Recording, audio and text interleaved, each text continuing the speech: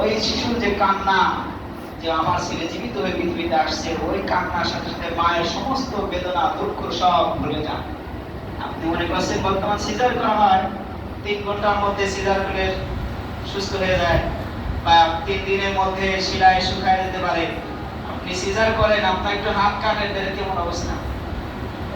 আপনার স্ত্রীর পিছনে যে একটা ইনজেকশন দেওয়া হয় মেরুদণ্ডের মধ্যে, এই ইনজেকশনটা কত কঠিন, সারা জীবনকে পঙ্গু করে দেয়, সোজা হয়ে দাঁড়াতে পারে না, ভারী বোঝা বহন করতে পারে না, 10 মিনিটের বেশি বসতে পারে না।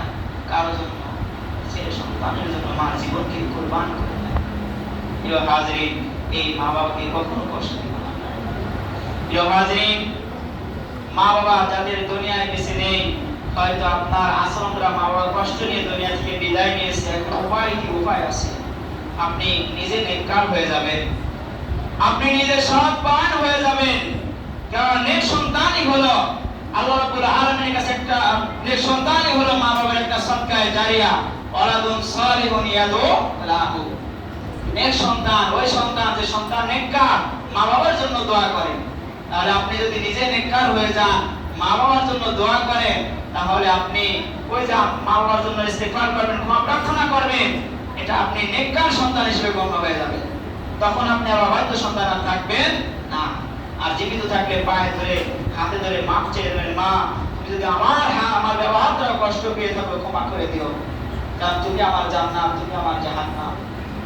দুনিয়ায় যতই আমি সুখ পাই, কিন্তু আখিরাতে সুখ হলো সর্বোত্তম সুখ। মা তুমি আমাকে মাফ করে দাও। এরপরে মা বাবার বৃদ্ধ অবস্থায়, বিশেষ করে যারা যখন বৃদ্ধ অবস্থায় উপনীত হয়, যখন তারা বৃদ্ধ অবস্থায় উপনীত হয়, তখন তারা শিশুর মতো হয়ে যায়। তারা বিছানায় পেশাব করে দিতে পারে, পায়খানা করে দিতে পারে, বিছানায় বমি করতে পারে, এবং পায়খানার সাথে আবর্জনার সাথে কৃমিও বের হতে পারে। এগুলো দেখে নাক ছিটকাবে না, রুখে কঞ্চিত করবে না। এগুলো মা বাবাকে কষ্ট দেয়। আপনি যদি বলেন বুড়ো হয়ে গেছে, এখনো অভ্যাস করে না, খায় বেশি বেশি আর পায়খানা করে ছড়ি ছড়ি, এই যে কষ্টদায়ক কথা, এগুলো বলবেন না। কারণ এক সময় এই মা বাবা আপনার এগুলো সাফ করছে, পরিষ্কার করছে। আপনারা এগুলো করবেন, করতে দ্বিধাবোধ করবেন না। এগুলো দেখে আপনার সন্তান শিখবে। আপনার সন্তান, আপনি যখন বৃদ্ধ হবেন, তখন আবার আপনার সন্তান আপনার প্রতি এরকম আচরণ করবে। আপনি যদি এগুলো না করেন, আপনার সন্তান দেখবে, তখন ওই সন্তানের মধ্যে প্রভাব সৃষ্টি হবে। একদিন ওই সন্তান আবার আপনি বৃদ্ধ যখন হবেন, তখন এর প্রভাব পড়বে। করাচিতে, এটা পাকিস্তানে, একজন ডক্টর মাহমুদ তোহান, তিনি বলতেছেন যে আমি একজন হার্ট অ্যাটাক রোগীকে এমন চিৎকার করা দেখেছি, আমি 20 বছর ডাক্তারের অভিজ্ঞতা এমন চিৎকার করতে দেখি নাই। এমন চিৎকার করতেছে, চিৎকার করতে করতে আশপাশে যত রোগী ছিল সব রোগীকে সরানো লাগছে।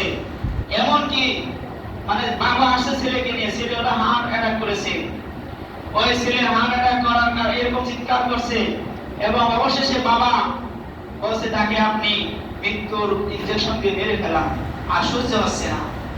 তখন ওই ডাক্তার জিজ্ঞাসা করছে, আপনি কেন তার প্রতি এরকম অসাধারণ করলেন? সে তার মাকে কষ্ট দিত, মারধর করতো, বই কথা শুনে সে তার মাকে মারত, এই জন্য তার এই শাস্তি হচ্ছে। বলে না, নাউজুবিল্লাহ। বাইজিদ বুস্তামির মতো হন, সারা রাত মায়ের খেদমত করে পানির কাঁধের কাছে দাঁড়িয়ে শিওরে দাঁড়িয়ে থেকেছেন, পানির পান করাবেন, ঘুমিয়ে গেছেন মা। বাইজিদ বুস্তামির মতো হন।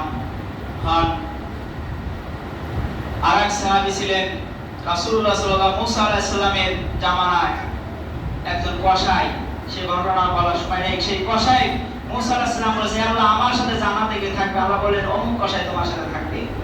কসাই কে বাস্তব কি আমল করে সেটা দেখার জন্য মুসা আলাইহিস সালাম সেই কসাইয়ের বাজারে চলে গেলেন। দেখলেন তিনি সারাদিন গোশত বিক্রি করে গোশতটা নিয়ে তিনি বাড়িতে গেলেন, সেটা পাকায়া রান্না করে একটা পুটলি বের করলেন। পুটলির ভিতরে তার মা বৃদ্ধ হয়ে গেছে, সেই মাকে রস বানিয়ে, গোশতের রস জুস বানিয়ে সেই জুস খাওয়ালেন।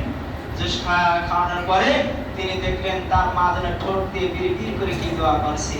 মুসা আলাইহিস সালাম সেই কসাইকে বললেন যে তুমি এরকম খেদমত করো, তোমার মা কি বলছেন? তখন তিনি বলেন, মা বলছেন যে আল্লাহ, হে আল্লাহ তুমি আমার ছেলেকে মুসার সাথে জান্নাতে করে রাখো। বলেন সুবহানাল্লাহ।